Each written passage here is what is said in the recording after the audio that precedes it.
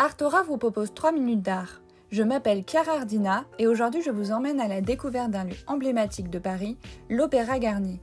Symbole même de l'art du Second Empire, l'Opéra de Charles Garnier est un véritable temple du plaisir. Il parle aux yeux, aux oreilles, au cœur et aux passions, selon les mots de l'architecte. Lieu qui combine à la fois richesse et luxe, l'Opéra Garnier se situe au cœur du Paris haussmannien, dans le 9e arrondissement. Après un attentat en 1858 contre Napoléon III à la salle d'opéra rue Lepelletier, la construction d'une nouvelle salle est décidée le lendemain du drame dans une rue moins propice aux attentats. Un concours à l'initiative de Viollet-le-Duc est organisé en 1861.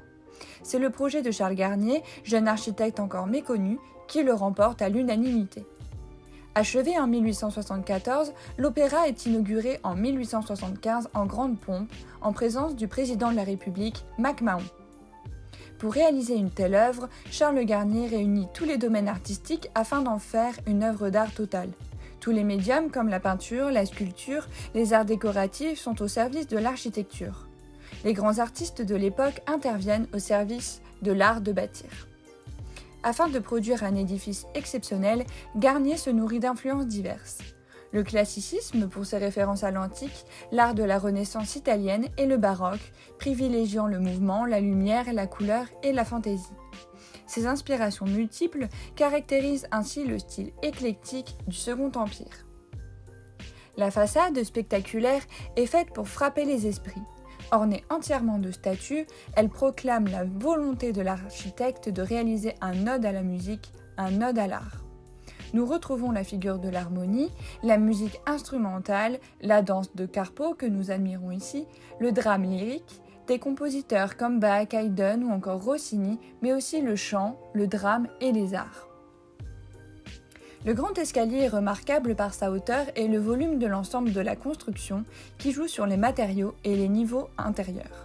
En marbre blanc, il est l'un des endroits les plus célébrés et les plus appréciés de l'opéra, véritable lieu d'ostentation. La salle de spectacle est le cœur même du palais. Épousant une forme en fer à cheval, avec ses 4 balcons, la salle est conçue suivant le modèle du théâtre à l'italienne. Le plafond est un élément remarquable et contraste avec le reste du lieu. Son décor est conçu en 1963 par Marc Chagall, célèbre peintre français du XXe siècle. Ce dernier évoque par de vives couleurs les grands jalons et les ouvrages représentatifs de l'histoire des arts de l'opéra et de la danse, ainsi que 14 compositeurs. Le foyer, inspiré des galeries à la française, est conçu comme un point de rencontre des spectateurs et plus particulièrement des représentants de la gente masculine, comme nous le donne à voir Degas dans ses œuvres au sein desquelles il peint les petits rats d'opéra lors de leurs répétitions.